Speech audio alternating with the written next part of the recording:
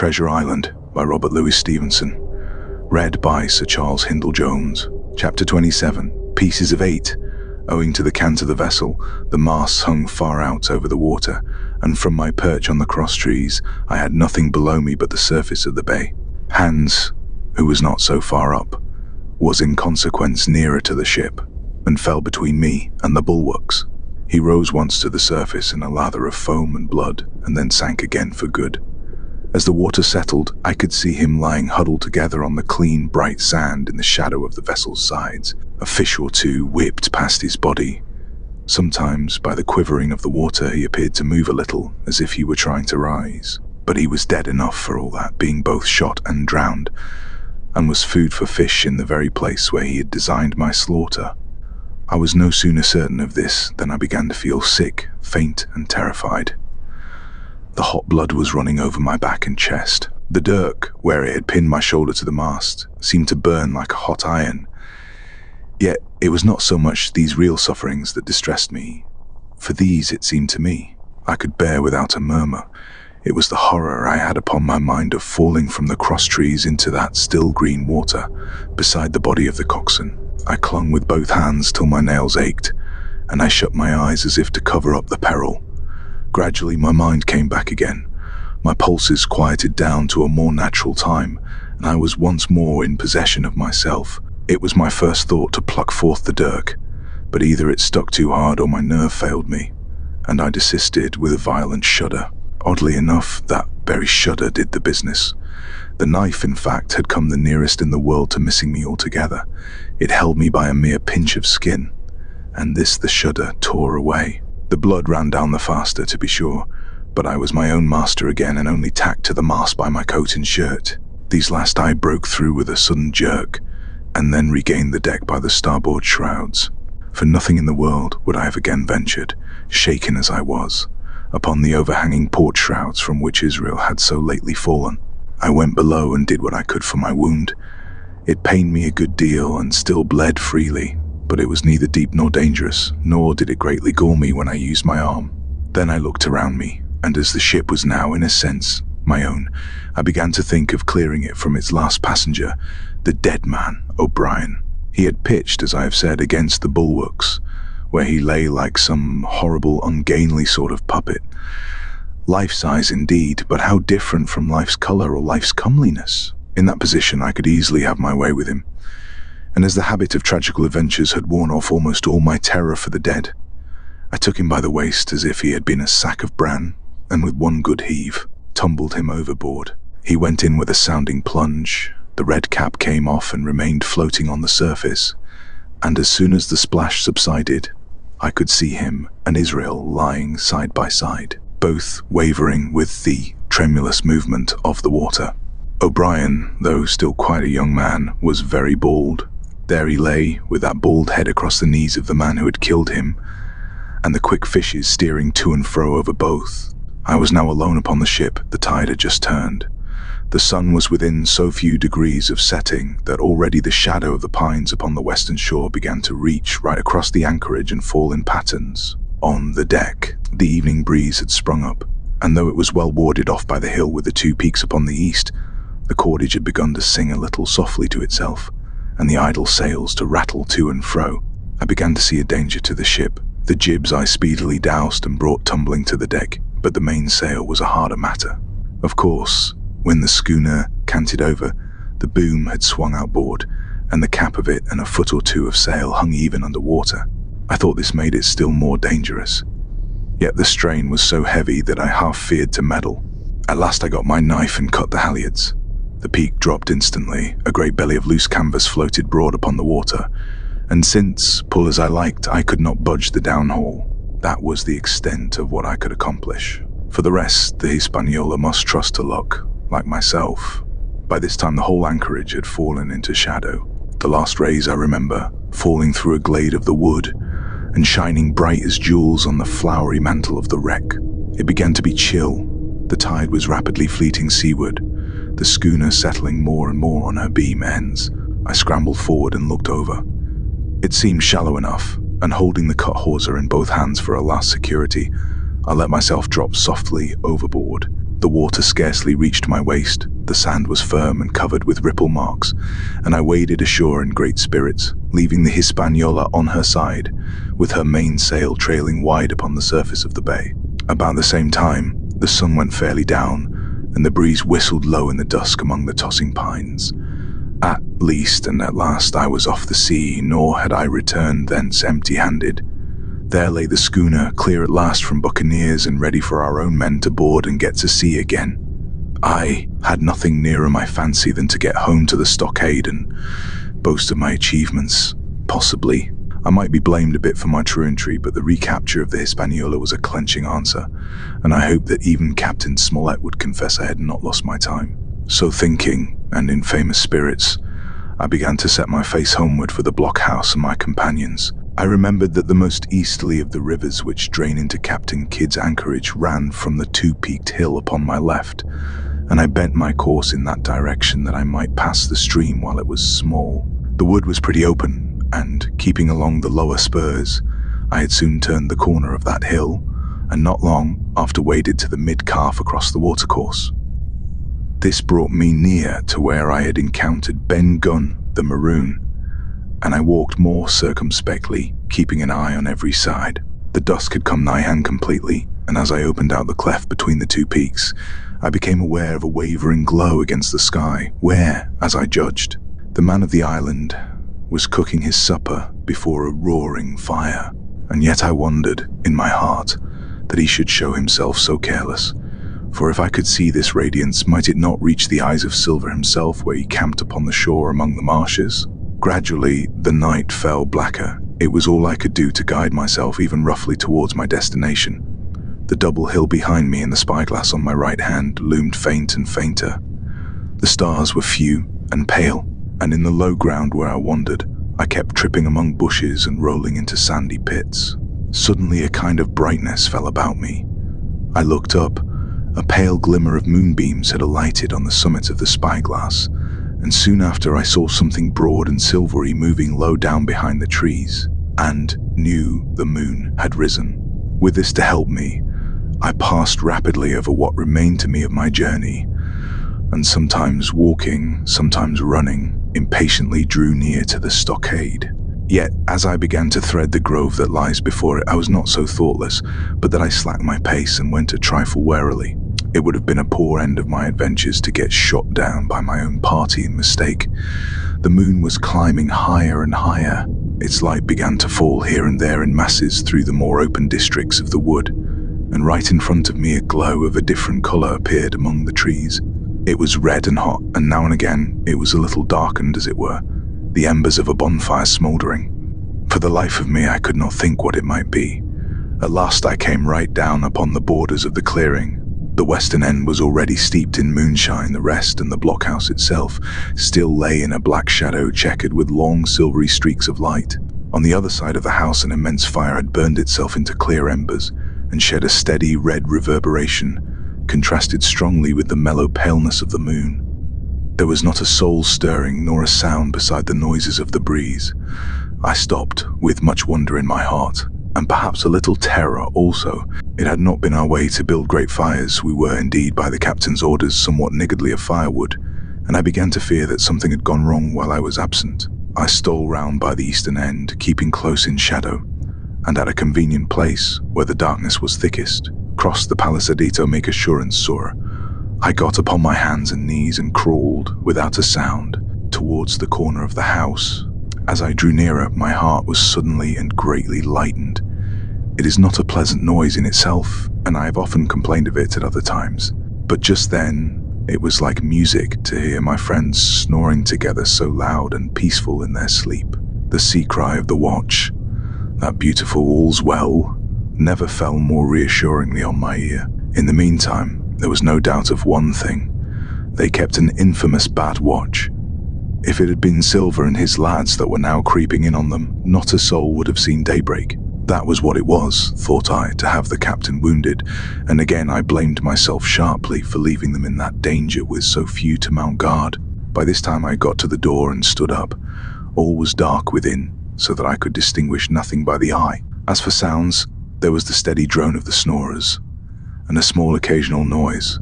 a flickering or pecking that I could in no way account for. With my arms before me, I walked steadily in. I should lie down in my own place, I thought with a silent chuckle, and enjoy their faces when they found me in the morning. My foot struck something yielding. It was a sleeper's leg, and he turned and groaned, but without awaking. And then, all of a sudden, a shrill voice broke forth out of the darkness. Pieces of 8, pieces of 8, pieces of 8, pieces of 8, pieces of 8, and so forth, without pause or change, like the clacking of a tiny mill. Silver's green parrot, Captain Flint. It was she whom I had heard pecking at a piece of bark. It was she, keeping better watch than any human being, who thus announced my arrival with her wearisome refrain. I had no time left me to recover. At the sharp clipping tone of the parrot, the sleepers awoke and sprang up, and with a mighty oath, the voice of Silver cried, "Who goes?" I turned to run, struck violently against one person, recoiled, and ran full into the arms of a second, who for his part closed upon and held me tight. "Bring a torch, Dick," said Silver when my capture was thus assured. And one of the men left the log house and presently returned with a lighted brand. Part 6, Captain Silver. Chapter 28. In the enemy's camp. The red glare of the torch, lighting up the interior of the blockhouse, showed me the worst of my apprehensions realized. The pirates were in possession of the house and stores. There was the cask of cognac. There were the pork and bread as before, and what tenfold increased my horror, not a sign of any prisoner. I could only judge that all had perished, and my heart smote me sorely that I had not been there to perish with them. There were 6 of the buccaneers all told. Not another man was left alive. 5 of them were on their feet, flushed and swollen, suddenly called out of the first sleep of drunkenness. The 6th had only risen upon his elbow. He was deadly pale, and the blood-stained bandage round his head told that he had recently been wounded, and still more recently dressed. I remembered the man who had been shot and had run back among the woods in the great attack, and doubted not that this was he. The parrot sat, preening her plumage on Long John's shoulder. He himself, I thought, looked somewhat paler and more stern than I was used to. He still wore the fine broadcloth suit in which he had fulfilled his mission, but it was bitterly the worse for wear, daubed with clay and torn with the sharp briars of the wood. "So," said he, "here's Jim Hawkins, shiver my timbers, dropped in like, eh? Well, come, I take that friendly." And thereupon he sat down across the brandy cask and began to fill a pipe. "Give me a loan of the link, Dick," said he, and then, when he had a good light, "That'll do, lad," he added. "Stick the glim in the wood heap, and you, gentlemen, bring yourselves to. You needn't stand up for Mr. Hawkins, he'll excuse you. You may later that.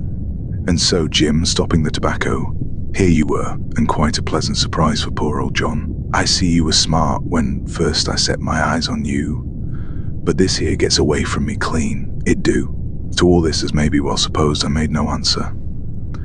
They had set me with my back against the wall, and I stood there looking Silver in the face, pluckily enough, I hope, to all outward appearance, but with black despair in my heart. Silver took a whiff or two of his pipe with great composure, and then ran on again. "Now you see, Jim, so be as you are here," says he. "I'll give you a piece of my mind. I've always liked you, I have, for a lad of spirit, and the picture of my own self when I was young and handsome.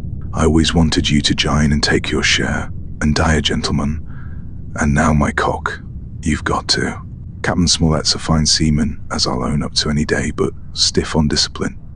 Duty is duty," says he, and right he is. "Just you keep clear of the captain.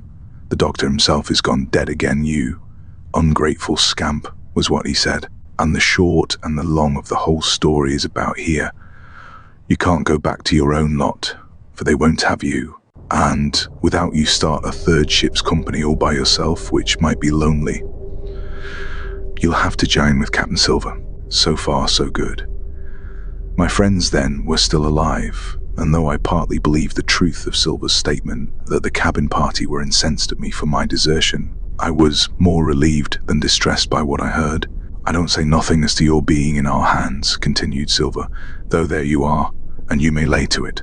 I'm all for argument. I never seen good come out of threatening. If you like the service, well, you'll join, and if you don't, Jim, why, you're free to answer no, free and welcome, shipmate, and if fairer can be said by mortal seamen, shiver my sides." "Am I to answer then?" I asked with a very tremulous voice.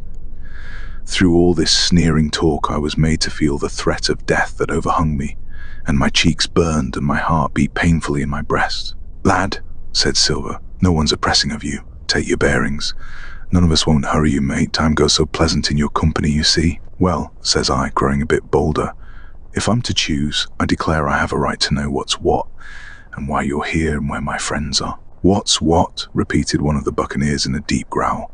"Ah, he'd be a lucky one as knowed that." "You'll perhaps batten down your hatches till you're spoke to, my friend," cried Silver truculently to this speaker, and then, in his first gracious tones, he replied to me. "Yesterday morning, Mr. Hawkins," said he, "in the dog watch, down came Dr. Livesey with a flag of truce. Says he, 'Captain Silver, you're sold out, ship's gone.'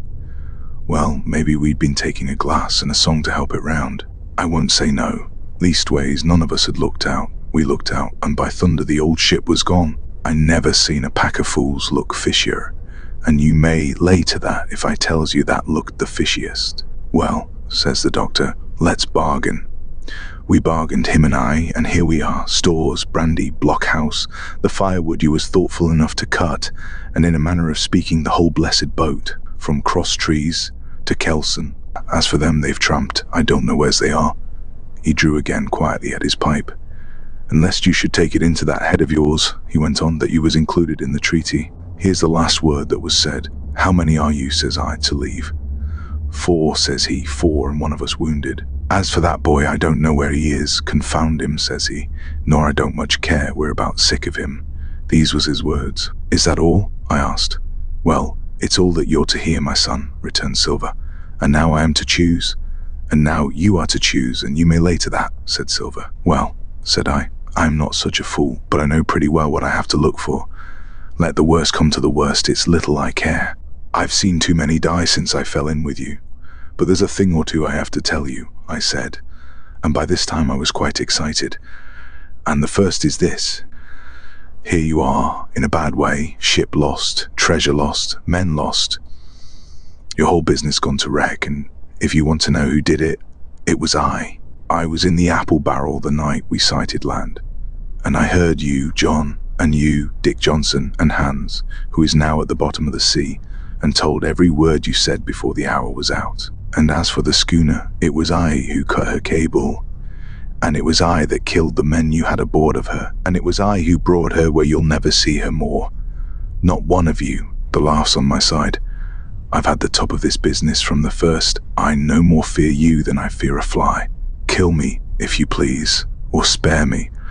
But one thing I'll say, and no more, if you spare me, bygones are bygones, and when you fellas are in court for piracy, I'll save you all I can. It is for you to choose. Kill another, and do yourselves no good, or spare me and keep a witness to save you from the gallows." I stopped, for I tell you I was out of breath, and to my wonder not a man of them moved, but all sat staring at me like as many sheep.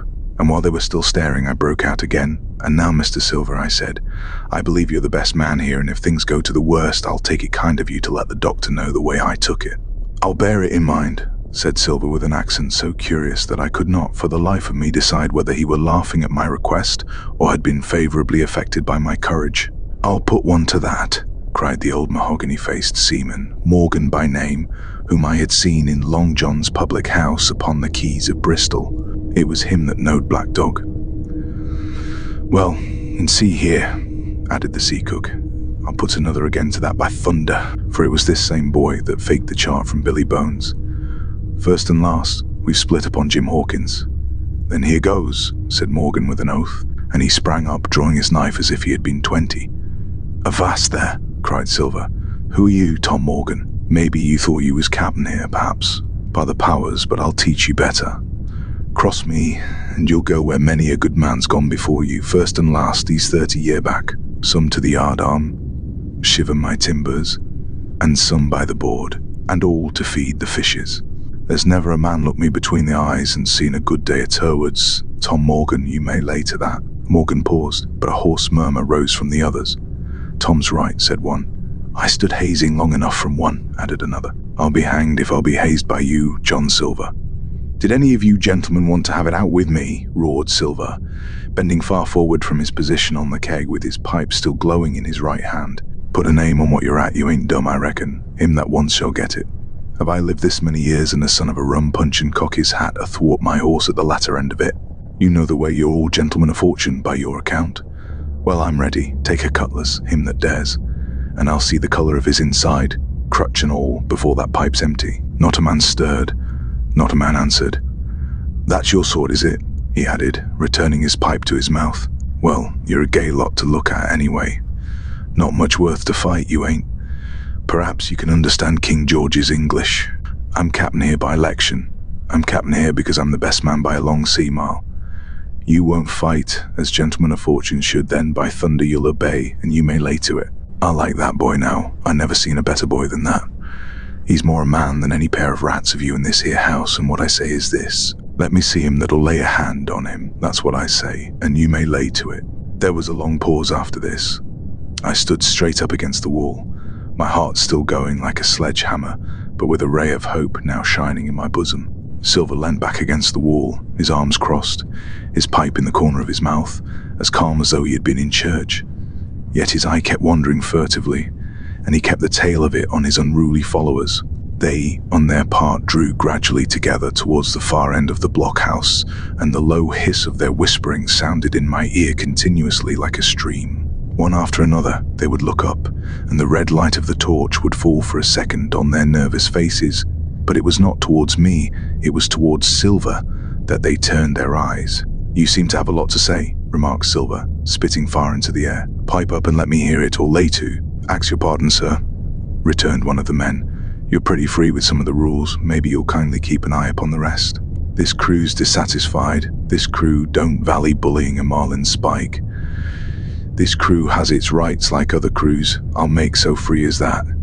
And by your own rules, I take it we can talk together. I ax your pardon, sir, acknowledging you for to be captain at this present, but I claim my right. And steps outside for a council. And with an elaborate sea salute, this fellow, a long, ill-looking, yellow-eyed man of 35, stepped coolly towards the door and disappeared out of the house. One after another, the rest followed his example, each making a salute as he passed, each adding some apology. According to rules, said one. Forecastle council, said Morgan, and so with one remark or another all marched out and left Silver and me alone with the torch. The sea cook instantly removed his pipe. Now look you here, Jim Hawkins, he said in a steady whisper that was no more than audible. You're within half a plank of death and what's a long sight worse of torture. They're going to throw me off. But you mark, I stand by you through thick and thin. I didn't mean to know not till you spoke up. I was about desperate to lose that much blunt and be hanged into the bargain. But I see you was the right sort. I says to myself, you stand by Hawkins, John, and Hawkins will stand by you. You're his last card, and by the living thunder, John, he's yours. Back to back, says I. You save your witness, and he'll save your neck. I began dimly to understand. You mean all's lost? I asked. Aye, by gum I do, he answered.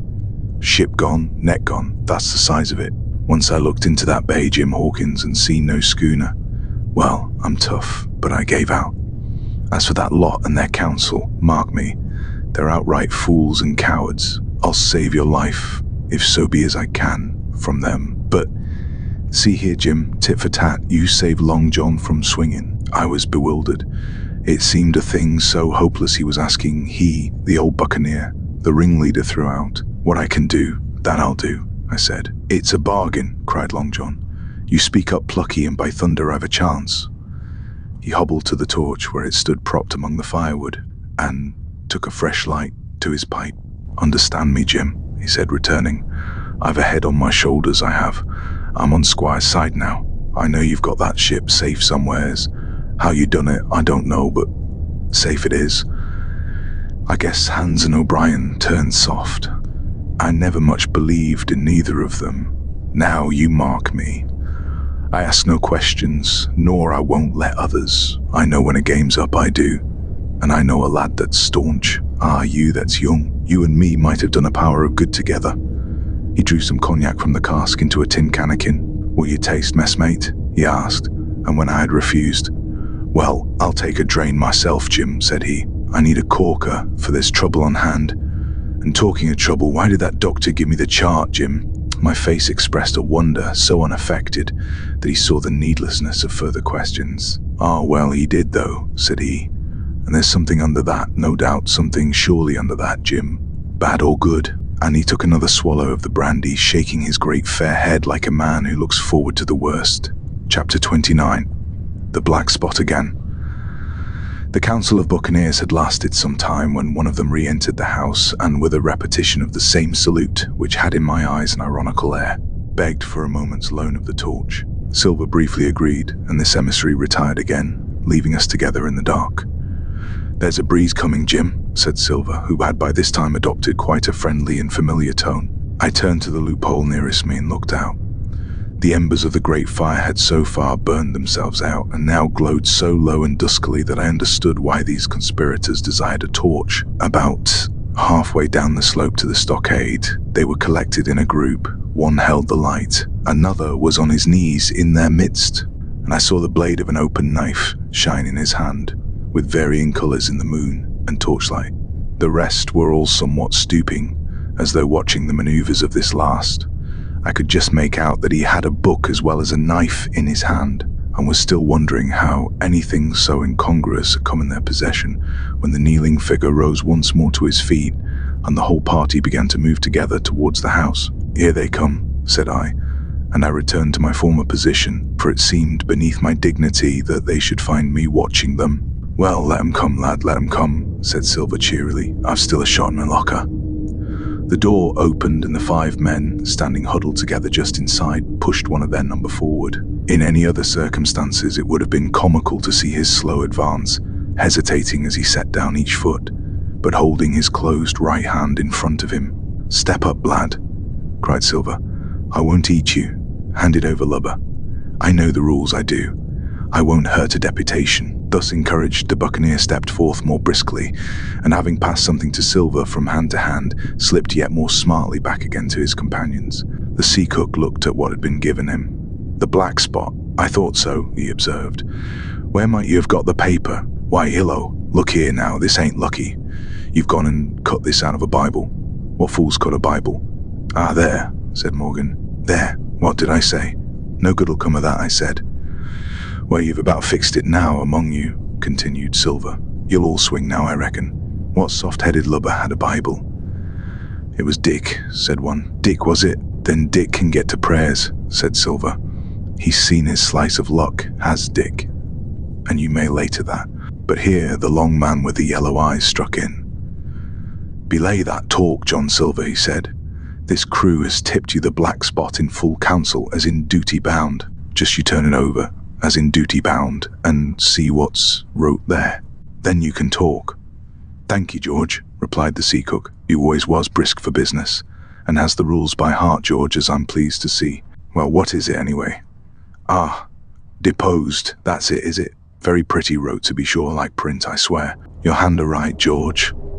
Why, you was getting quite a leading man in this here crew. You'll be captain next, I shouldn't wonder. Just oblige me with that torch again, will you? This pipe don't draw." "Come now," said George, "you don't fool this crew no more. You're a funny man by your account, but you're over now, and you'll maybe step down off that barrel and help vote." "I thought you said you knowed the rules," returned Silver contemptuously. "Leastways, if you don't, I do, and I wait here and I'm still your captain mind till you're out with your grievances and I reply. In the meantime, your black spot ain't worth a biscuit. After that, we'll see." "Oh," replied George, "you don't be under no kind of apprehension. We're all square, we are. First, you've made a hash of this cruise. You'll be a bold man to say no to that.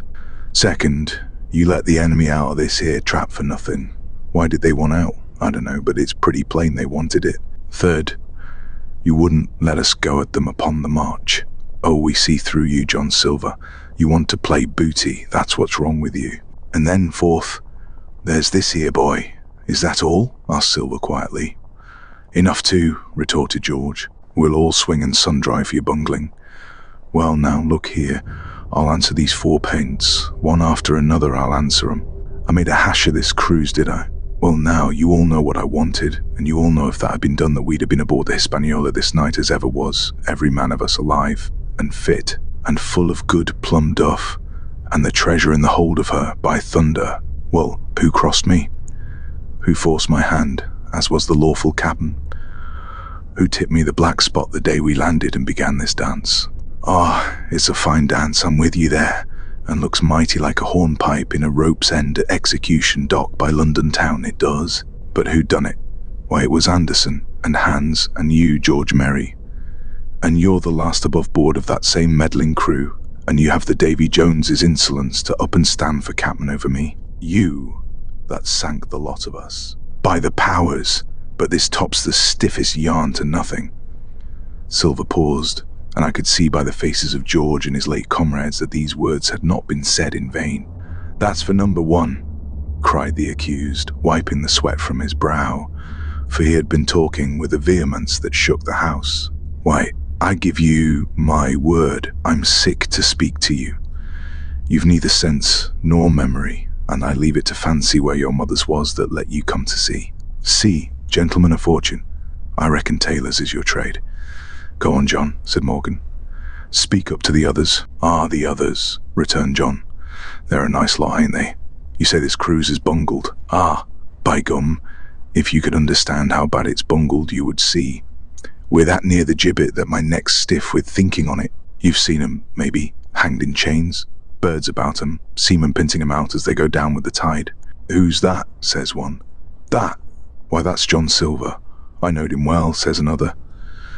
And you can hear the chains a-jangle as you go about and reach for the other buoy. Now, that's about where we are. Every mother's son of us, thanks to him, and Hans and Anderson, and other ruination fools of you. And if you want to know about number 4, and that boy, why shiver my timbers, isn't he a hostage? Are we going to waste a hostage? No, not us. He might be our last chance. I shouldn't wonder. Kill that boy? Not me, mates. And number 3? Ah, well, there's a deal to say to number 3. Maybe you don't count it nothing to have a real college doctor to see you every day, you John with your head broke. Or you, George Merry, that had the AU shakes upon you not 6 hours AD1, and has your eyes the colour of lemon peel to this same moment on the clock. And maybe, perhaps you didn't know there was a consort coming either. But there is, and not so long till then, and we'll see who'll be glad to have a hostage when it comes to that. And as for number 2, and why I made a bargain, well, you came crawling on your knees to me to make it. On your knees you came, you was that downhearted, and you'd have starved too if I hadn't, but that's a trifle. You look there, that's why. And he cast down upon the floor a paper that I instantly recognized, none other than the chart on yellow paper, with the 3 red crosses that I had found in the oilcloth at the bottom of the captain's chest. Why the doctor had given it to him was more than I could fancy. But if it were inexplicable to me, the appearance of the chart was incredible to the surviving mutineers. They leaped upon it like cats upon a mouse. It went from hand to hand, one tearing it from another, and by the oaths and the cries and the childish laughter with which they accompanied their examination, you would have thought not only they were fingering the very gold, but were at sea with it, besides, in safety. Yes, said one, that's Flint, sure enough. JF, and a score below with a clove hitch to it, so he done ever. Mighty pretty, said George. But how are we to get away with it? And there's no ship. Silver suddenly sprang up and supporting himself with a hand against the wall. Now I give you warning, George, he cried. One more word of your sauce, and I'll call you down and fight you. How? Why, how do I know? You had ought to tell me that you and the rest that lost me my schooner with your interference burn you, but not you. You can't. You ain't got the invention of a cockroach. But civil you can speak, and shall George Merry. You may later that. That's fair enow, said the old man Morgan. Fair? I reckon so, said the sea cook. You lost the ship, I found the treasure. Who's the better man at that? And now I resign by thunder. Elect whom you please to be your captain now. I'm done with it. Silver, they cried. Barbecue forever. Barbecue for captain. So that's the tune, is it? Cried the cook. George, I reckon you'll have to wait another turn, friend. And lucky for you, as I'm not a revengeful man. But that was never my way. And now, shipmates, this black spot. Tain't much good now, is it? Dick's crossed his luck and spoiled his Bible, and that's about all. It'll do to kiss the book on still, won't it? Growled Dick, who was evidently uneasy at the curse he had brought upon himself. A Bible with a bit cut out, returned Silver derisively. Not it. It don't bind no more 'n a ballad book, don't it though? Cried Dick with a sort of joy. Well, I reckon that's worth having too. Here, Jim, here's a curiosity for you, said Silver, and he tossed me the paper. It was around about the size of a crown piece. One side was blank, for it had been the last leaf. The other contained a verse or two of Revelation. These words among the rest, which struck sharply home upon my mind. Without are dogs and murderers. The printed side had been blackened with wood ash, which already began to come off and soil my fingers. On the blank side had been written with the same material the one word, deposed. I have that curiosity beside me at this moment, but not a trace of writing now remains beyond a single scratch, such as a man might make with his thumbnail. That was the end of the night's business. Soon after, with a drink all round, we lay down to sleep, and the outside of Silver's vengeance was to put George Merry up for sentinel and threaten him with death if he should prove unfaithful.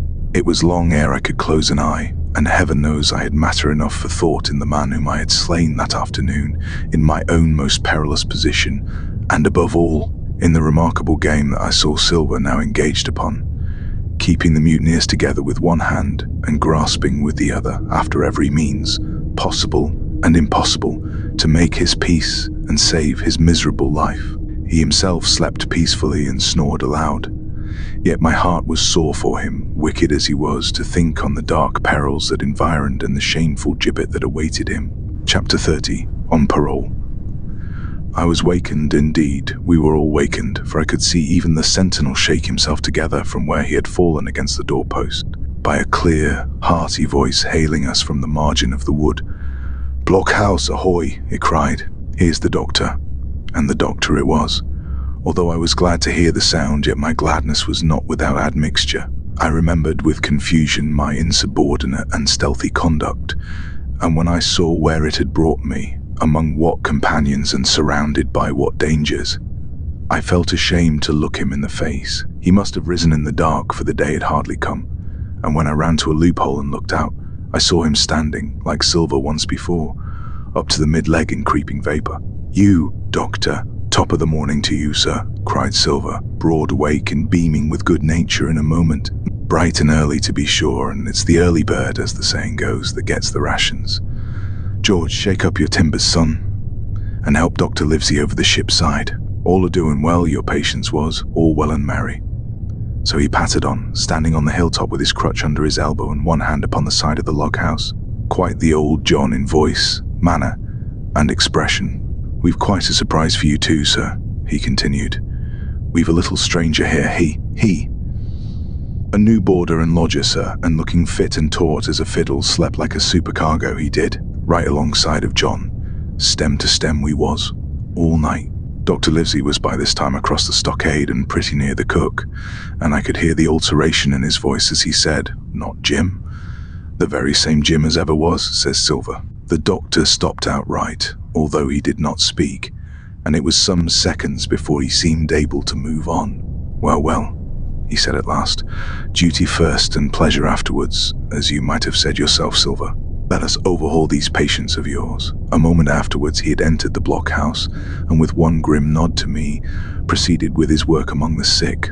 He seemed under no apprehension, though he must have known that his life, among these treacherous demons, depended on a hair, and he rattled on to his patients as if he were paying an ordinary professional visit in a quiet English family. His manner, I suppose, reacted on the men, for they behaved to him as if nothing had occurred, as if he was still ship's doctor and they still faithful hands before the mast. "You're doing well, my friend," he said to the fellow with the bandaged head, "and if ever any person had a close shave, it was you. Your head must be as hard as iron. Well, George, how goes it? You're a pretty colour, certainly. Why, your liver, man, is upside down. Did you take that medicine? Did he take that medicine, men?" Aye, sir, he took it sure enough," returned Morgan. "Because, you see, since I am mutineer's doctor, or prison doctor as I prefer to call it," says Dr. Livesey in his pleasantest way, "I make it a point of honour not to lose a man for King George, God bless him, and the gallows." The rogues looked at each other but swallowed the home thrust in silence. "Dick don't feel well, sir," said one. "Don't he?" replied the doctor. "Well, step up here, Dick, and let me see your tongue." "No, I should be surprised if he did. The man's tongue is fit to frighten the French. Another fever." "Ah, there," said Morgan, "that cummed of spiling Bibles." "That comes, as you call it, of being arrant asses," retorted the doctor, "and not having sense enough to know honest air from poison, and the dry land from a vile pestiferous slough. I think it most probable, though of course it's only an opinion, that you'll all have the deuce to pay before you get that malaria out of your systems. Camp in a bog, would you? Silver, I'm surprised at you. You're less of a fool than many, take you all round, but you don't appear to me to have the rudiments of a notion of the rules of health. Well," he added after he had dosed them round, and they had taken his prescriptions with really laughable humility, more like charity schoolchildren than blood-guilty mutineers and pirates, "well, that's done for today, and now I should wish to have a talk with that boy, please." And he nodded his head in my direction, carelessly. George Merry was at the door, spitting and spluttering over some bad-tasted medicine, but at the first word of the doctor's proposal, he swung round with a deep flush and cried "No," and swore. Silver struck the barrel with his open hand. "Silence," he roared, and looked about him positively like a lion. "Doctor," he went on in his usual tones, "I was a-thinking of that, knowing as how you had a fancy for the boy. We're all humbly grateful for your kindness, and as you see, puts faith in you and takes the drugs down like that much grog. And I take it I've found a way as'll suit all. Hawkins, will you give me your word of honor as a young gentleman, for a young gentleman you are, although poor-born, your word of honor not to slip your cable?"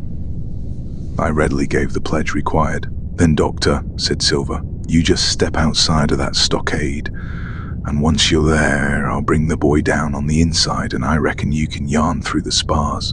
Good day to you, sir, and all our duties to the squire and Captain Smollett." The explosion of disapproval, which nothing but Silver's black looks had restrained, broke out immediately. The doctor had left the house. Silver was roundly accused of playing double, of trying to make a separate peace for himself, of sacrificing the interests of his accomplices and victims, and in one word, of the identical, exact thing that he was doing. It seemed to me so obvious in this case that I could not imagine how he was to turn their anger. But he was twice the man the rest were, and his last night's victory had given him a huge preponderance on their minds. He called them all the fools and dolts you can imagine, said it was necessary I should talk to the doctor, fluttered the chart in their faces, asked them if they could afford to break the treaty the very day they were bound at treasure hunting. "No, by thunder," he cried.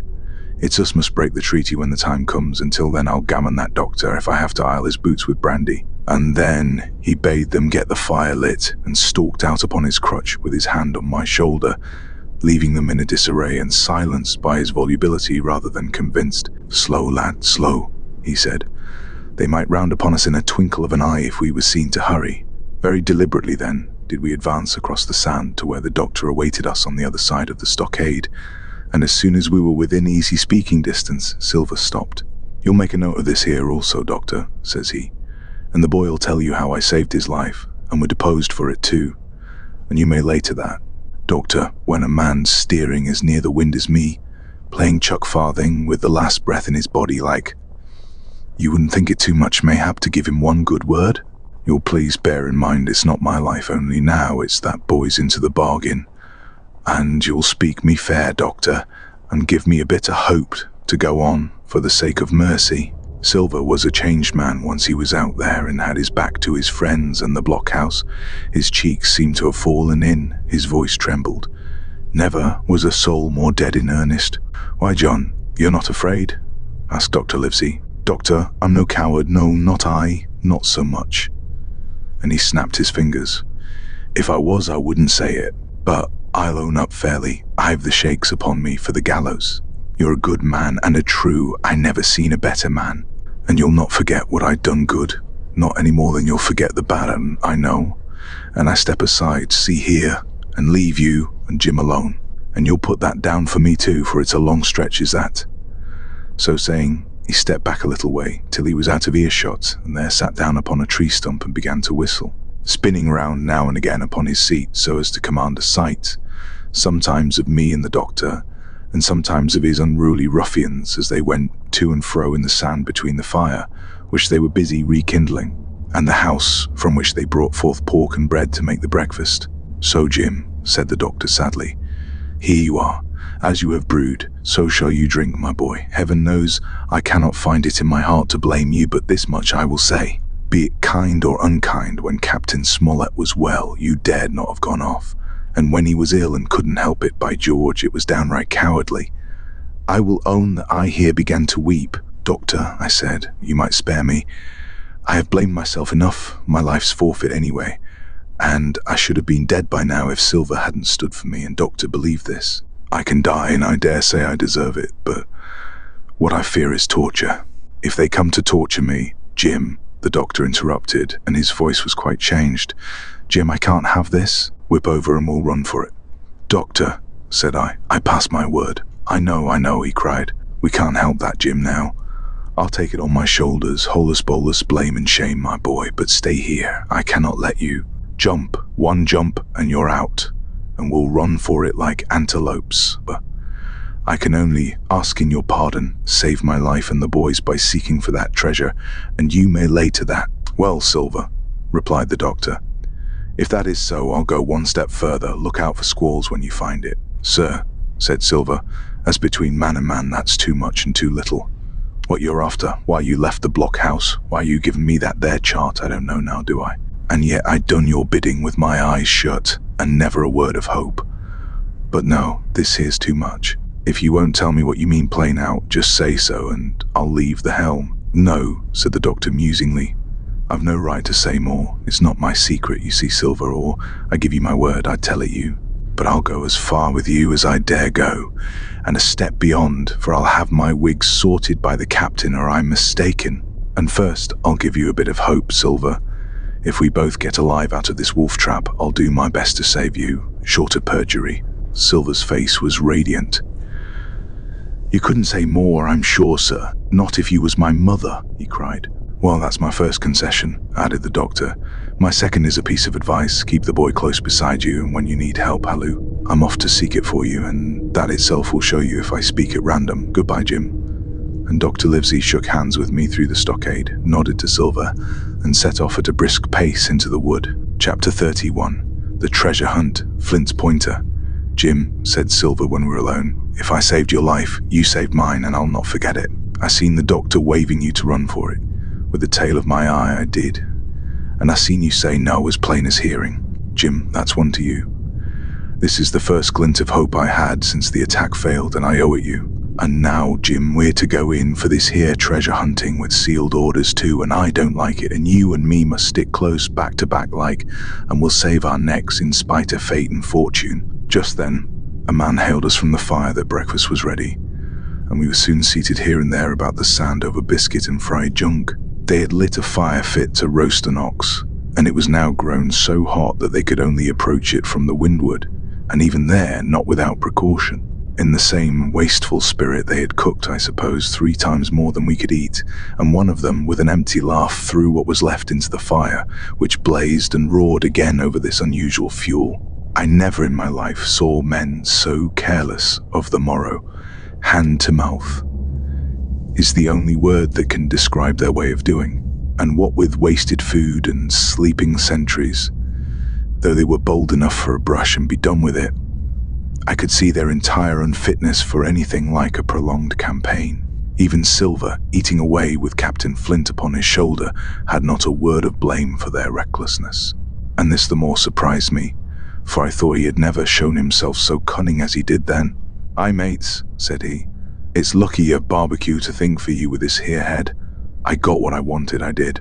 Sure enough, they have the ship. Where they have it, I don't know yet, but once we hit the treasure, we'll have to jump about and find out. And then, mates, us that has the boats, I reckon, has the upper hand. Thus he kept running on, with his mouth full of the hot bacon. Thus he restored their hope and confidence, and, I more than suspect, repaired his own at the same time. As for hostage, he continued, that's his last talk, I guess, with them he loves so dear. I've got my piece of news, and thank you to him for that, but it's over and done. I'll take him in a line when we go treasure hunting, for we'll keep him like so much gold, in case of accidents, you mark, and in the meantime, once we got the ship and treasure both and off to sea like jolly companions, why then we'll talk Mr. Hawkins over, we will, and we'll give him his share to be sure, for all his kindness. It was no wonder the men were in a good humor now. For my part, I was horribly cast down. Should the scheme he had now sketched prove feasible, Silver, already doubly a traitor, would not hesitate to adopt it. He had still a foot in either camp, and there was no doubt he would prefer wealth and freedom with the pirates to a bare escape from hanging, which was the best he had to hope on our side. Nay, and even if things so fell out that he was forced to keep his faith with Dr. Livesey, even then what danger lay before us? What a moment that would be when the suspicions of his followers turned to certainty, and he and I should have to fight for dear life, he a cripple and I a boy, against 5 strong and active seamen. Add to this double apprehension the mystery that still hung over the behavior of my friends, their unexplained desertion of the stockade, their inexplicable cession of the chart, or, harder still to understand, the doctor's last warning to Silver: look out for squalls when you find it, and you will readily believe how little taste I found in my breakfast, and with how uneasy a heart I set forth behind my captors on the quest for treasure. We made a curious figure.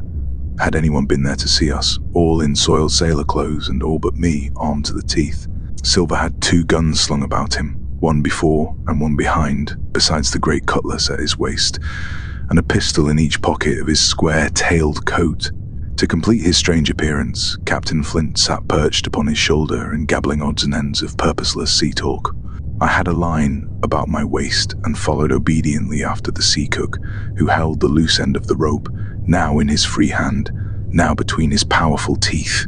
For all the world, I was led like a dancing bear.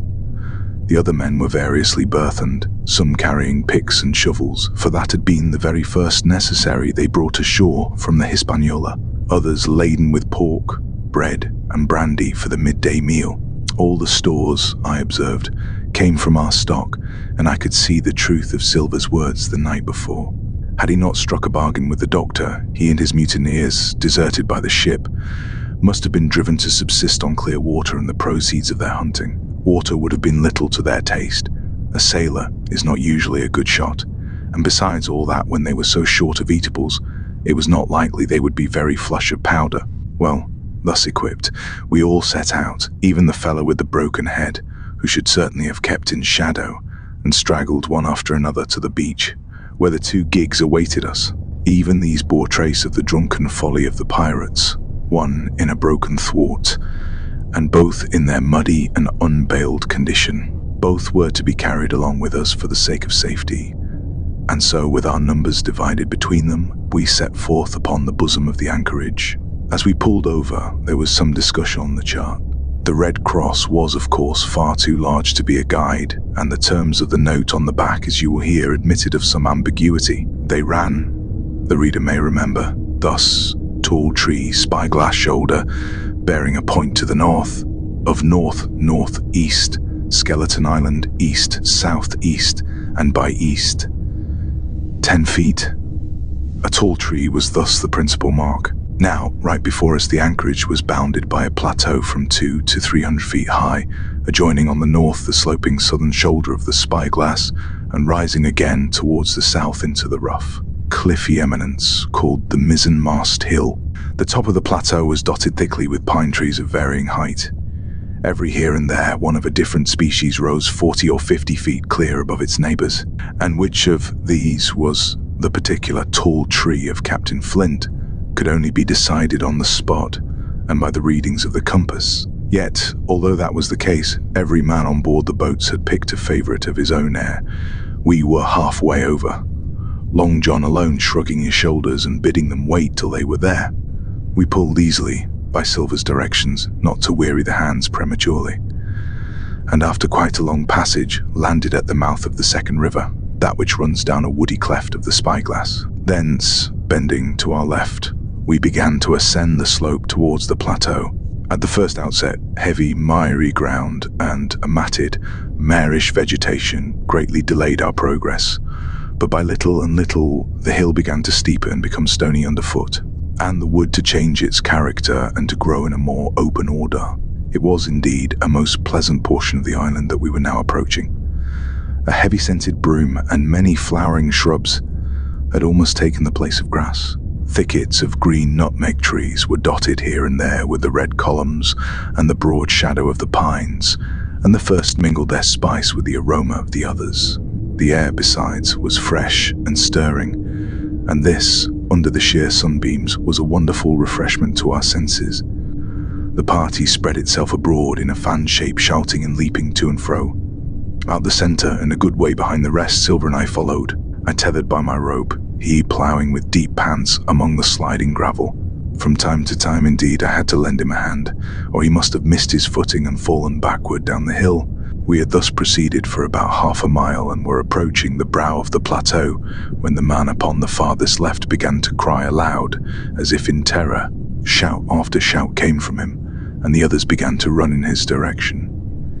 "He can't have found the treasure," said old Morgan, hurrying past us from the right, "for that's clean A-top." Indeed, as we found when we also reached the spot, it was something very different. At the foot of a pretty big pine and involved in a green creeper, which had even partly lifted some of the smaller bones, a human skeleton lay with a few shreds of clothing on the ground. I believe a chill struck for a moment to every heart. "He was a seaman," said George Merry, who, bolder than the rest, had gone up close and was examining the rags of clothing. "Leastways, this is good sea cloth." "Aye, aye," said Silver. "Like enough you wouldn't look to find a bishop here, I reckon. But what sort of a way is that for bones to lie? 'Tain't in nature indeed." On a second glance it seemed impossible to fancy that the body was in a natural position, but for some disarray. The work, perhaps, of the birds that had fed upon him, or of the slow-growing creeper that had gradually enveloped his remains. The man lay perfectly straight, his feet pointing in one direction, his hands raised above his head like a diver's, pointing directly in the opposite. "I've taken a notion into my old numbskull," observed Silver. "Here's the compass. There's the tip-top pint at Skeleton Island sticking out like a tooth. Just take a bearing, will you, along the line of them bones." It was done. The body pointed straight in the direction of the island, and the compass read duly ESE and by E. "I thought so," cried the cook. "This here is a penta. Right up there is our line for the Pole Star and the Jolly Dollars. But, by thunder, if it don't make me cold inside to think of Flint, this is one of his jokes and no mistake. Him and these 6 was alone here. He killed them, every man, and this one he hauled here and laid down by compass. Shiver my timbers. They're long bones, and the hair's been yellow. Aye, that would be Allardyce. You mind Allardyce, Tom Morgan?" "Aye, aye," returned Morgan. "I mind him. He owed me money, he did, and took my knife ashore with him." "Speaking of knives," said another, "why don't we find his'n lying round? Flint warned the man to pick a seaman's pocket, and the birds, I guess, would leave it be." "By the powers, and that's true," cried Silver. "There ain't a thing left here," said Merry, still feeling round among the bones. "Not a copper doit nor a baxi box. It don't look nat'ral to me." "No, by gum, it don't," agreed Silver. "Not nat'ral, nor not nice, says you. Great guns, messmates. But if Flint was living, this would be a hot spot for you and me. 6 they were, and 6 are we, and bones is what they are now." "I saw him dead with these here deadlights," said Morgan. "Billy took me in. There he laid, with penny pieces on his eyes." "Dead, aye, sure enough he's dead and gone below," said the fellow with the bandage. "But if ever spirit walked, it would be Flint's. Dear heart, but he died bad, did Flint." "Aye, that he did," observed another. "Now he raged, and now he hollered for the rum, and now he sang. 15 men were his only songmates, and I tell you true, I never rightly liked to hear it since. It was main hot, and the windy was open, and I hear that old song coming out as clear, and the death hole on the man already." Come," said Silver. "Stow this talk. He's dead, and he don't walk, that I know. Leastways he won't walk by day, and you may lay to that. Care killed a cat. Fetch a head for the doubloons." We started, certainly, but in spite of the hot sun and the staring daylight, the pirates no longer ran separate and shouting through the wood, but kept side by side and spoke with bated breath. The terror of the dead buccaneer had fallen on their spirits. Chapter 32. The treasure hunt, the voice among the trees. Partly from the damping influence of this alarm, partly to rest Silver and the sick folk, the whole party sat down as soon as they had gained the brow of the ascent. The plateau being somewhat tilted towards the west, this spot on which we had paused commanded a wide prospect on either hand. Before us, over the treetops, we beheld the Cape of the Woods fringed with surf. Behind, we not only looked down upon the anchorage and Skeleton Island, but saw, clear across the spit and the eastern lowlands, a great field of open sea upon the east. Sheer above us rose the spyglass, here dotted with single pines, there black with precipices. There was no sound but that of the distant breakers mounting from all round, and the chirp of countless insects in the brush. Not a man, not a sail upon the sea. The very largeness of the view increased the sense of solitude. Silver, as he sat, took certain bearings with his compass. "There are 3 tall trees," said he, "about in the right line from Skeleton Island. Spyglass shoulder, I take it, means that. Lower pink there. It's child's play to find the stuff now. I've half a mind to dine first." "I don't feel sharp," growled Morgan.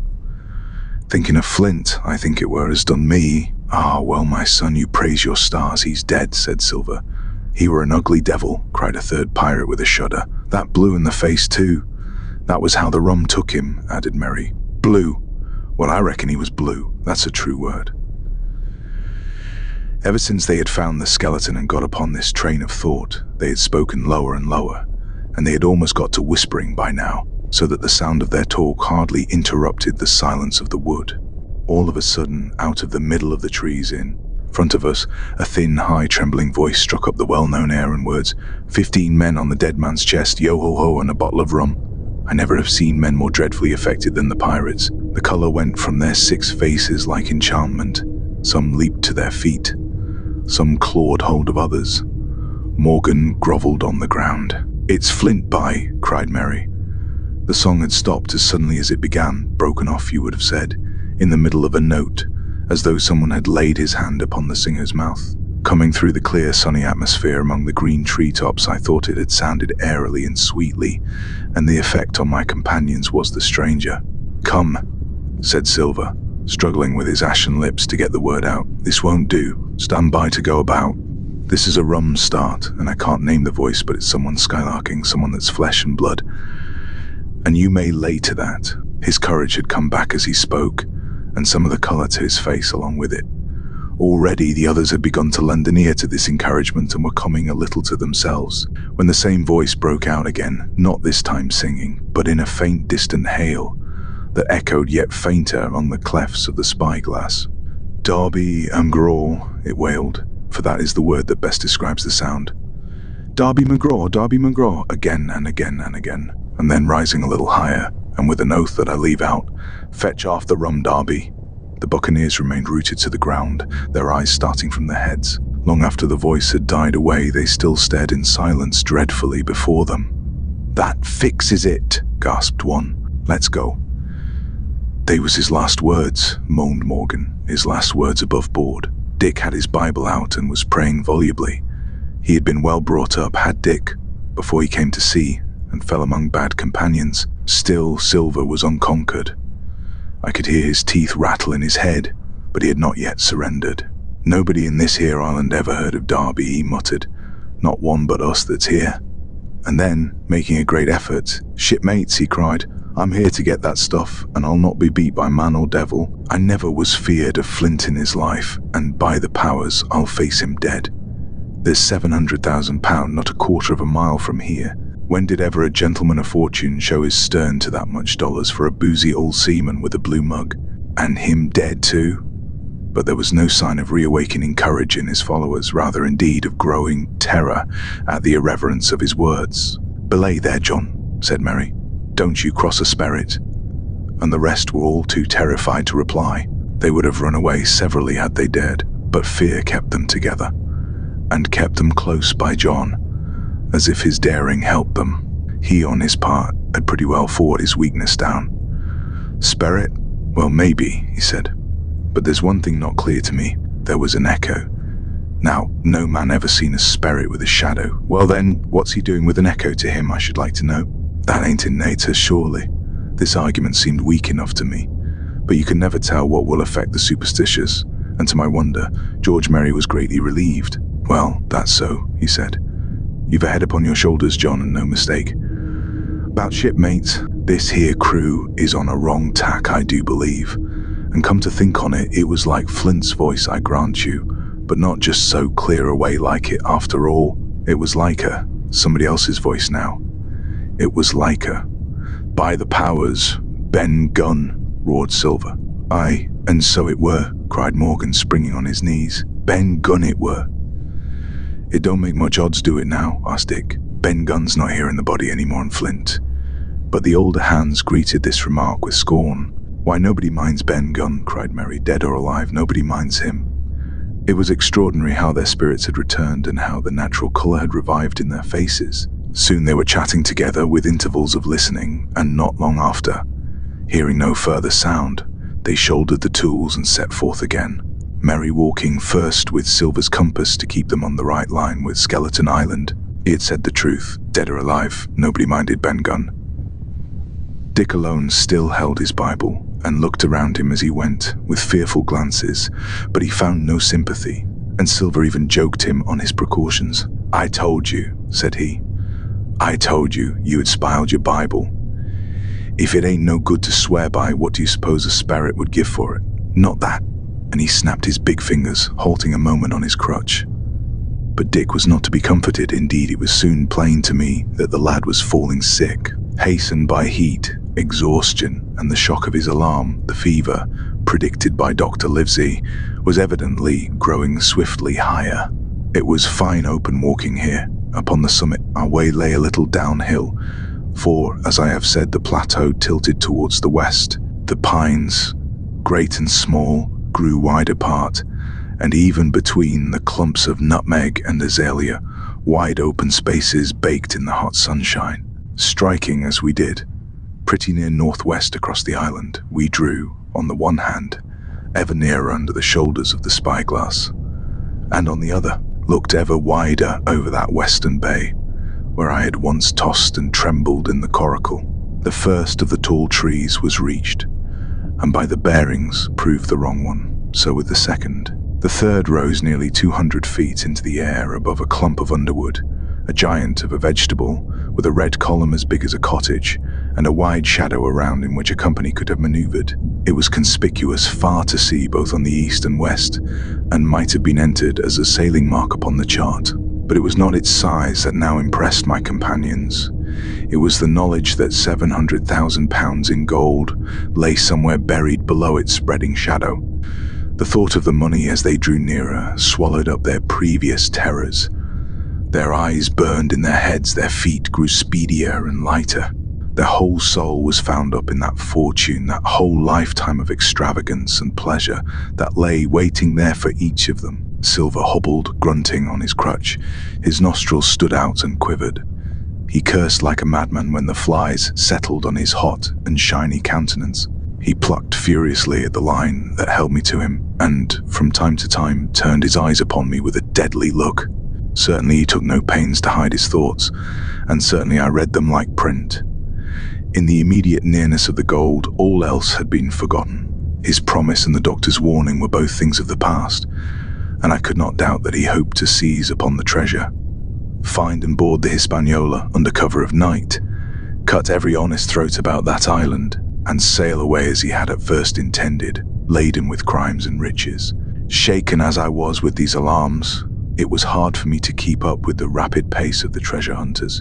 Now and again I stumbled, and it was then that Silver plucked so roughly at the rope and launched at me his murderous glances. Dick, who had dropped behind us and now brought up the rear, was babbling to himself both prayers and curses as his fever kept rising. This also added to my wretchedness, and to crown all, I was haunted by the thought of the tragedy that had once been acted on that plateau when that ungodly buccaneer with the blue face, he who died at Savannah, singing and shouting for drink, had there, with his own hand, cut down his 6 accomplices. This grove, that was now so peaceful, must then have rung with cries, I thought, and even with the thought I could believe I heard it ringing still. We were now at the margin of the thicket. "Huzza, mates, all together!" shouted Mary, and the foremost broke into a run, and suddenly, not 10 yards further, we beheld them stop. A low cry arose. Silver doubled his pace, digging away with the foot of his crutch like one possessed, and next moment he and I had come also to a dead halt. Before us was a great excavation, not very recent, for the sides had fallen in and grass had sprouted on the bottom. In this were the shaft of a pick broken in two and the boards of several packing cases strewn around. On one of these boards I saw, branded with a hot iron, The name Walrus, the name of Flint's ship.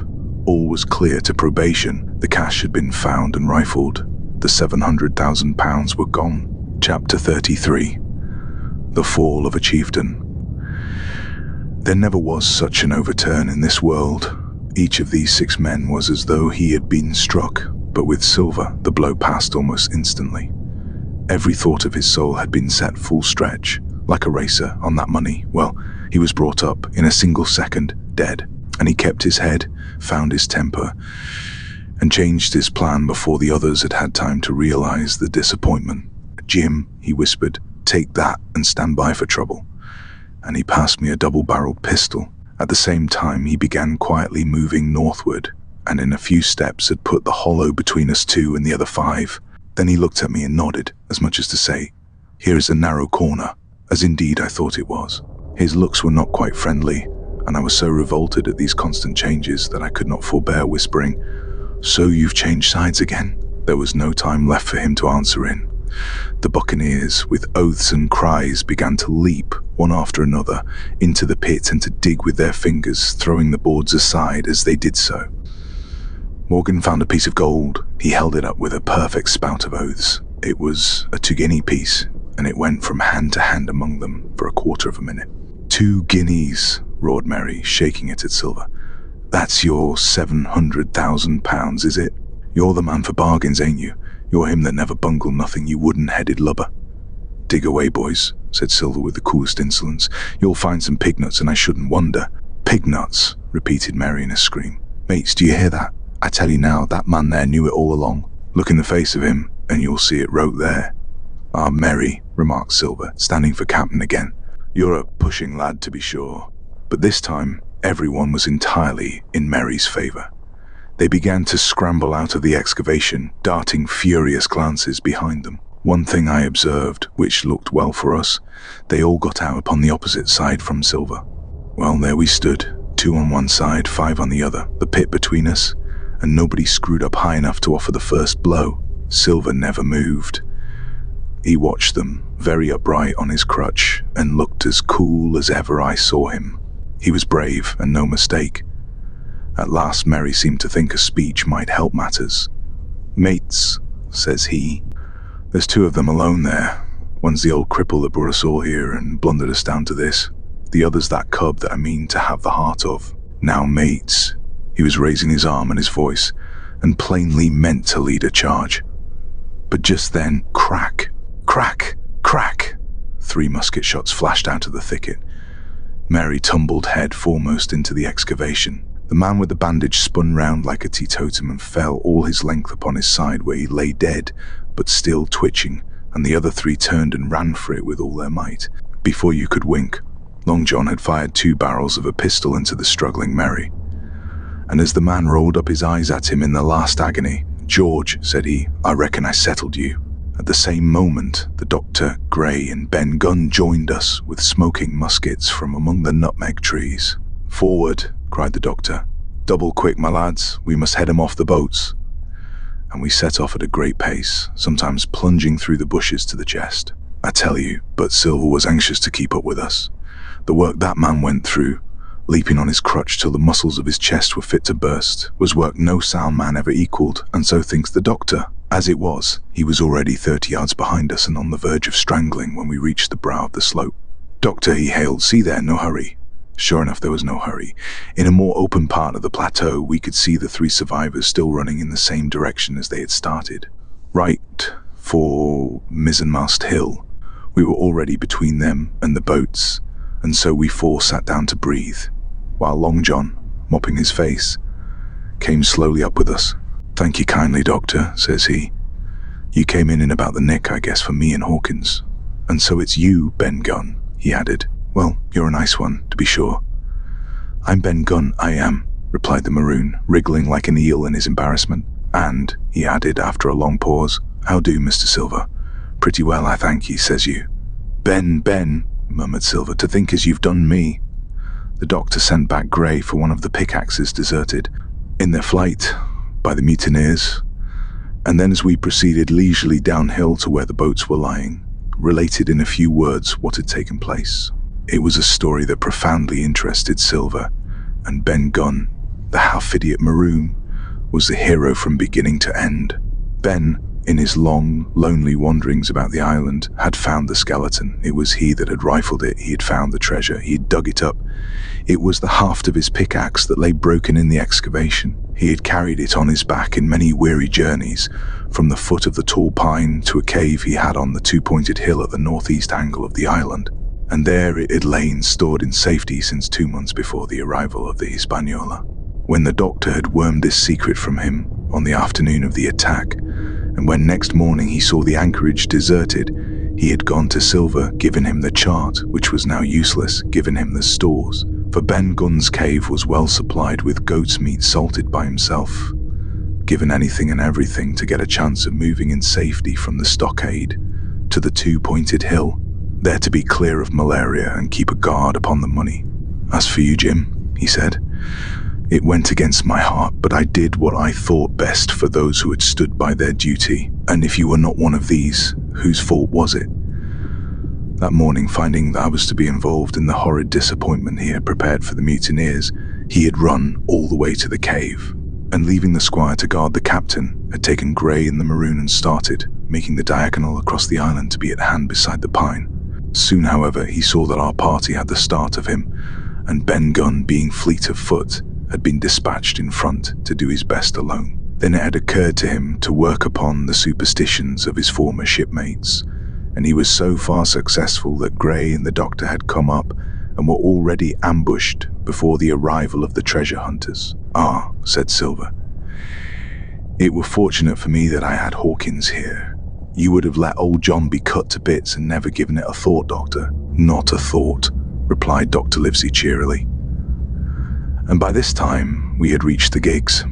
The doctor, with the pickaxe, demolished one of them, and then we all got aboard the other and set out to go round by sea for North Inlet. This was a run of 8 or 9 miles. Silver, though he was almost killed already with fatigue, was set to an oar like the rest of us, and we were soon skimming swiftly over a smooth sea. Soon we passed out of the straits and doubled the southeast corner of the island, round which 4 days ago we had towed the Hispaniola.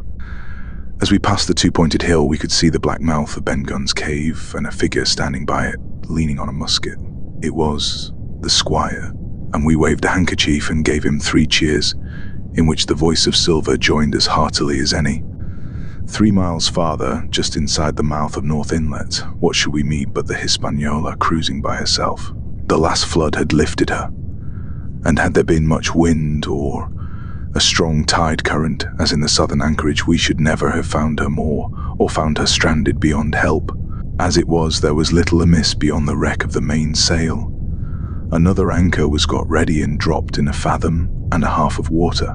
We all pulled round again to Rum Cove, the nearest point for Ben Gunn's treasure house, and then Grey, single-handed, returned with the gig to the Hispaniola, where he was to pass the night on guard. A gentle slope ran up from the beach to the entrance of the cave. At the top, the squire met us. To me, he was cordial and kind, saying nothing of my escapade either in the way of blame or praise. At Silver's polite salute, he somewhat flushed. "John Silver," he said, "you're a prodigious villain and impostor, a monstrous impostor, sir. I am told I am not to prosecute you. Well then, I will not. But the dead men, sir, hang about your neck like millstones." "Thank you kindly, sir," replied Long John, again saluting.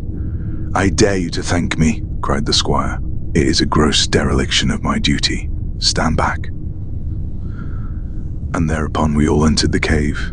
It was a large, airy place, with a little spring and a pool of clear water overhung with ferns. The floor was sand. Before a big fire lay Captain Smollett, and in a far corner, only duskily flickered over by the blaze, I beheld great heaps of coin and quadrilaterals built of bars of gold.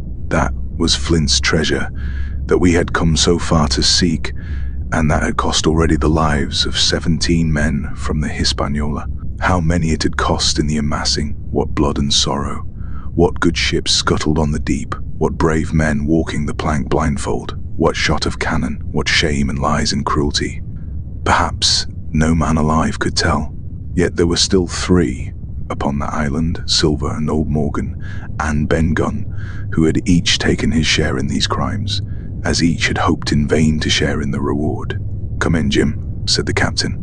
"You're a good boy in your line, Jim, but I don't think you and me'll go to sea again. You're too much of the born favorite for me." "Is that you, John Silver? What brings you here, man?" "Come back to my duty, sir," returned Silver. "Ah," said the captain, and that was all he said. What a supper I had of it that night, with all my friends around me. And what a meal it was, with Ben Gunn's salted goat and some delicacies, and a bottle of old wine from the Hispaniola. Never, I'm sure, were people gayer or happier. And there was Silver, sitting back almost out of the firelight, but eating heartily, prompt to spring forward when anything was wanted, even joining quietly in our laughter, the same bland, polite, obsequious seaman of the voyage out. Chapter 34, and last.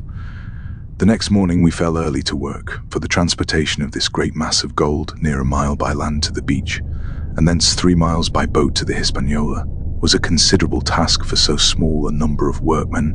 The 3 fellows still abroad upon the island did not greatly trouble us. A single sentry on the shoulder of the hill was sufficient to ensure us against any sudden onslaught, and we thought, besides, they had had more than enough of fighting. Therefore the work was pushed on briskly. Gray and Ben Gunn came and went with the boat, while the rest, during their absences, piled treasure on the beach. 2 of the bars, slung in a rope's end, made a good load for a grown man, one that he was glad to walk slowly with. For my part, as I was not much use at carrying, I was kept busy all day in the cave packing the minted money into bread bags. It was a strange collection, like Billy Bones's hoard for the diversity of coinage, but so much larger and so much more varied that I think I never had more pleasure than in sorting them. English, French, Spanish, Portuguese, George and Lewis's, doubloons and double guineas and moidoras and sequins, the pictures of all the kings of Europe for the last 100 years. Strange oriental pieces stamped with what looked like wisps of string or bits of spider's web. Round pieces and square pieces and pieces bored through the middle, as if to wear them round your neck. Nearly every variety of money in the world must, I think, have found a place in that collection. And for number, I am sure they were like autumn leaves, so that my back ached with stooping, and my fingers with sorting them out. Day after day this work went on. By every evening a fortune had been stowed aboard, but there was another fortune waiting for the morrow, and all this time we heard nothing of the 3 surviving mutineers. At last, I think it was on the 3rd night, the doctor and I were strolling on the shoulder of the hill where it overlooks the lowlands of the isle when, from out the thick darkness below, the wind brought us a noise between shrieking and singing. It was only a snatch that reached our ears, followed by the former silence. "Heaven forgive them," said the doctor. "'Tis the mutineers." "All drunk, sir," struck in the voice of Silver from behind us. Silver, I should say, was allowed his entire liberty, and in spite of daily rebuffs, seemed to regard himself once more as quite a privileged and friendly dependent. Indeed, it was remarkable how well he bore these slights, and with what unwearying politeness he kept on trying to ingratiate himself with all. Yet I think none treated him better than a dog, unless it was Ben Gunn, who was still terribly afraid of his old quartermaster, or myself, who had really something to thank him for. Although for that matter I suppose I had reason to think even worse of him than anybody else, for I had seen him meditating a fresh treachery upon the plateau. Accordingly, it was pretty gruffly that the doctor answered him. "Drunk or raving," said he. "Right you were, sir," replied Silver, "and precious little odds which to you and me." "I suppose you would hardly ask me to call you a humane man," returned the doctor with a sneer, "and so my feelings may surprise you, Master Silver.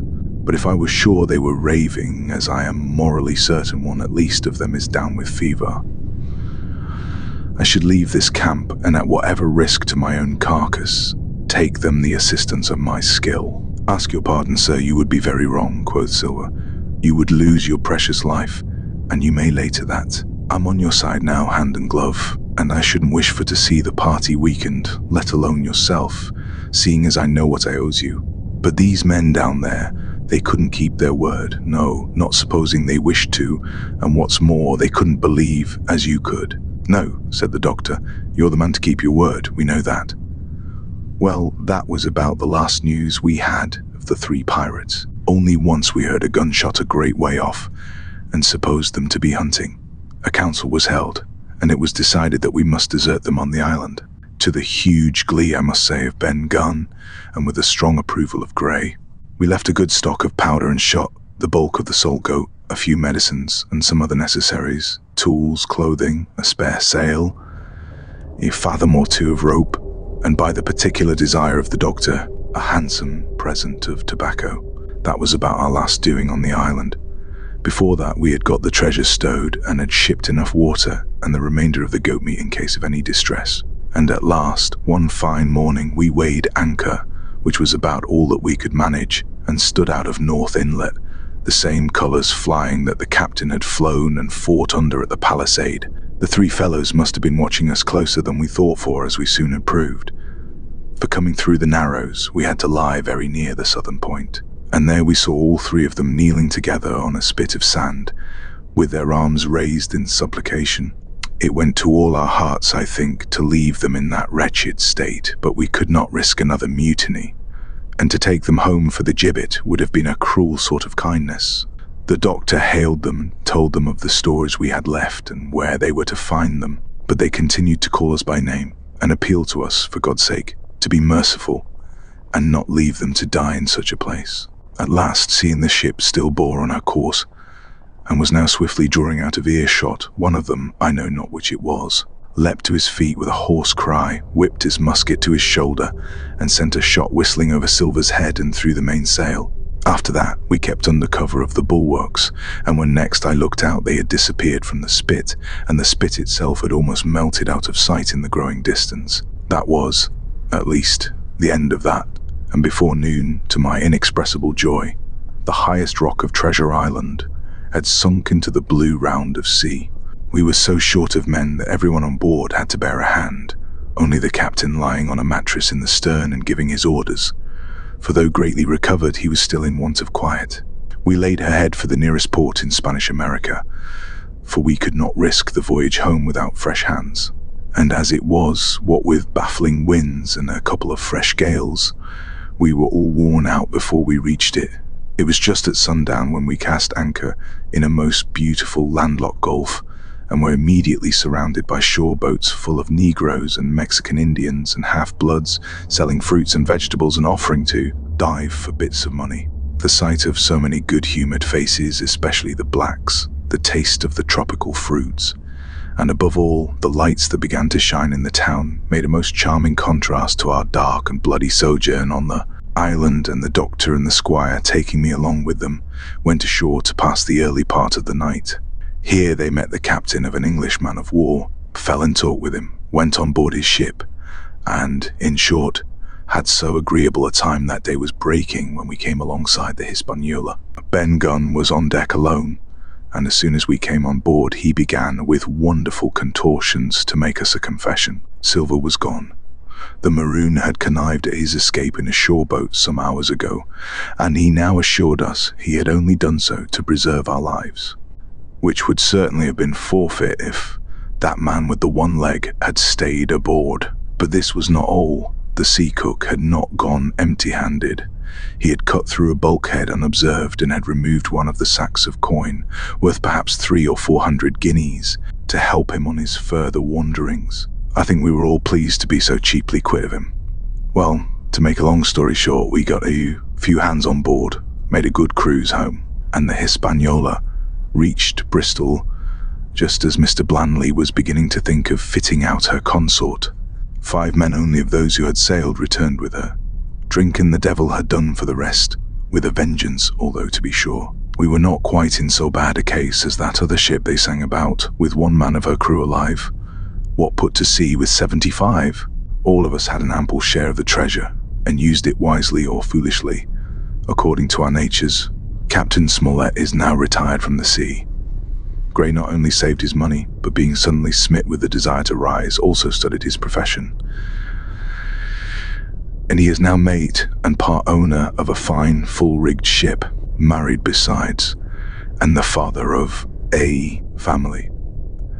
As for Ben Gunn, he got £1,000, which he spent or lost in 3 weeks, or to be more exact, in 19 days, for he was back begging on the 20th. Then he was given a lodge to keep, exactly as he had feared upon the island, and he still lives, a great favourite, though something of a butt with the country boys, and a notable singer in church on Sundays and Saints' days. Of Silver we have heard no more. That formidable seafaring man with one leg has at last gone clean out of my life, but I dare say he met his old negress, and perhaps still lives in comfort with her and Captain Flint. It is to be hoped so, I suppose, for his chances of comfort in another world are very small. The bar silver and the arms still lie, for all that I know, where Flint buried them, and certainly they shall lie there for me. Oxen and wain ropes would not bring me back again to that accursed island, and the worst dreams that ever I have are when I hear the surf booming about its coasts, or start upright in bed with the sharp voice of Captain Flint still ringing in my ears. Pieces of 8. Pieces of 8. The end. Really enjoyed this one, hope you did too.